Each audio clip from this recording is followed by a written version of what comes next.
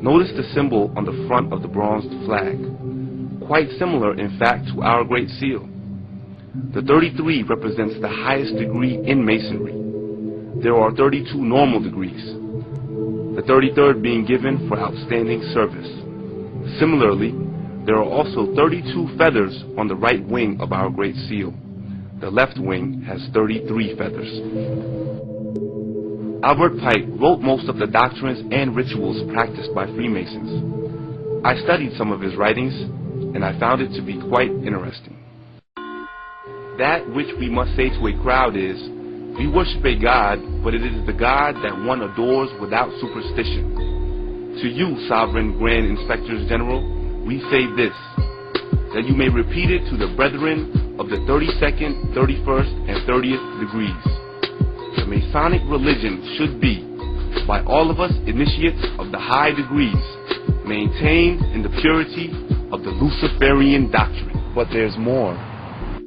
Yes, Lucifer is God, and unfortunately, Adonai is also God. For the eternal law is that there is no light without shade, no beauty without ugliness, no white without black. For the absolute can only exist as two gods, darkness being necessary to the statue and the brake to the locomotive. Now I want to take this time to point out that I'm not trying to make the case that all Freemasons are followers of the Luciferian doctrine. However, literature from high-ranking Freemasons tells another story. I tried to visit a few Masonic temples and ask them myself, yet they refused to speak with me on camera or on the subject in general. It may be the case that most Freemasons are just normal, God-fearing people. Yet Albert Pike does say this in his book, Morals and Dogma of Freemasonry. Pike writes, Masonry, like all the religions, all the mysteries, Hermeticism, and alchemy, conceals its secrets from all except the adepts and sages, or the elect, and uses false explanations and misinterpretations of its symbols to mislead those who deserve only to be misled. The blue degrees are but the outer court or portico of the temple. Part of the symbols are displayed there to the initiate, but he is intentionally misled by false interpretations. It is not intended that he shall understand them, but it is intended that he shall imagine he understands them. Their true explanation is reserved for the adepts, the princes of Masonry. Is Albert Pike alone in his views? Here is what some other Masonic authors have to say.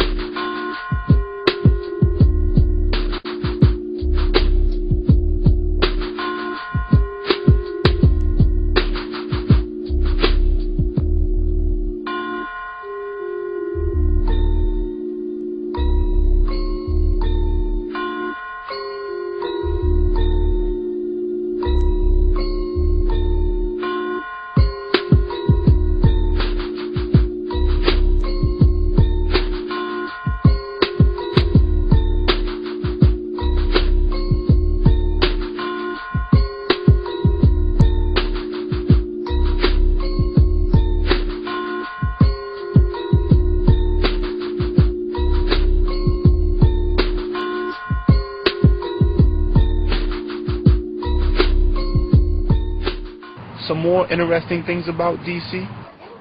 The architect of this great city, a Frenchman, hired by George Washington, was, in fact, a Freemason. Pierre Lafont was commissioned by George Washington to design the street layout of Washington, D.C. In his design, we find several symbols examining the city from an aerial photo taken from satellite. First, we can see a triangle, which forms a pyramid. If we place the eye on the pyramid, we see that it falls directly on the Supreme Council of Freemasonry 33rd degree temple. This temple is located exactly 13 blocks from the White House, as is the case with Albert Pike's statue. A replica of this triangle can be inverted to form a 6-point star pointing directly down at the White House. Likewise, if you invert the pyramid on the Great Seal, we have a similar symbol. Each corner on the star pointing to a letter. Which letters? M-A-S-O-N. Now you don't have to be a cheerleader to spell that out. In fact, we can see the same symbol above the eagle formed by 13 stars. There are actually many instances of 13 in the seal. 13 being a number of Masonic significance. Also noticeable from the aerial view of DC, a symbol that is a little more disturbing.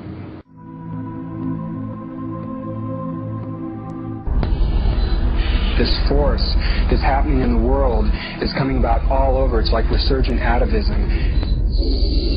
It is a role model that I myself am a Satan in the society in which I exist. We are here, we're not going away, and Christianity and the day of the cross are done. Hail Satan! Hail Satan! The age of fire has begun.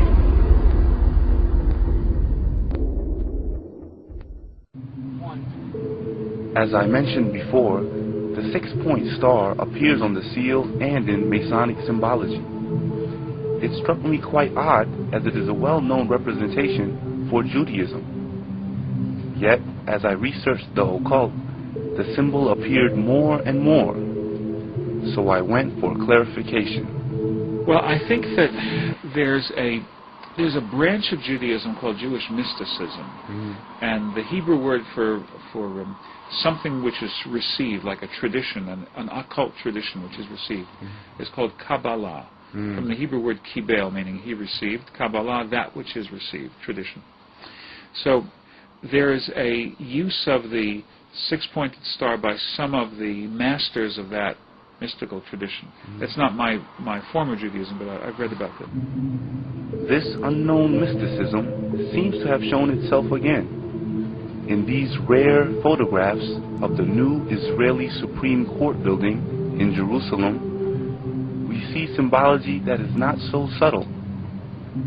An inverted cross in the courtyard. An Egyptian obelisk that looks awfully like our own Washington Monument. And a pyramid. A pyramid adorned with an all-seeing eye. Annuus Coeptis, the year of the inception, Novo Ordo Secularum, of the new order of the world. So they felt as if, almost like the Messiah had come, but not in a traditional sense, more in a deist sense. So I would say they combined the rationalism of the Enlightenment, but also some of its mystical side.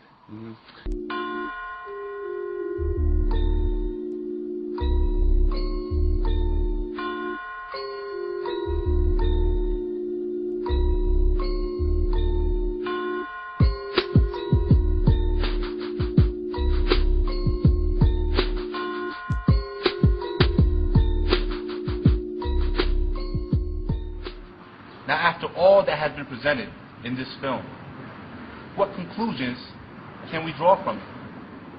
Well, that is up for you to decide, because I do not have all the answers. But we must not forget to ask the right questions. Now, some of you may be thinking that this is just another conspiracy theory. And to that, I disagree. Because how could it be a conspiracy when it's right here for everyone to see?